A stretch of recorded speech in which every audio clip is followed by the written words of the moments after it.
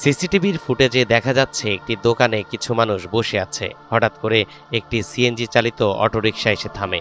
Autorickshaw থেকে ৩-৪ জন যুবক বের হয়ে এসে দোকানের পাশে বসে থাকা যুবককে তুলে নিয়ে যাওয়ার চেষ্টা করে। যুবকটি প্রতিরোধ গড়ে তুলতেই তাকে এলো পাথাড়ি গুলি করে এক যুবক। ঘটনাটি নোয়াখালীর বেগমগঞ্জ উপজেলার শরীফপুর ইউনিয়নের। একেবারে প্রকাশ্য দিবালোকে ঘটনাটি ঘটে। সেখানে উপস্থিত থাকা কেউ এগিয়ে আসেনি যুবকটিকে উদ্ধার করতে। ঘটনার পরপরই হামলাকারীরা দ্রুত ঘটনাস্থল ত্যাগ করে। সন্ত্রাসীরা চলে যাওয়ার পর গুলির শব্দ শুনে স্থানীয় কিছু লোকজন ঘটনাস্থলে ছুটে আসে এবং আহত ফারুককে উদ্ধার করে। পরে তাকে নোয়াখালী 250 শয্যা জেনারেল হাসপাতালে ভর্তি করা হয়।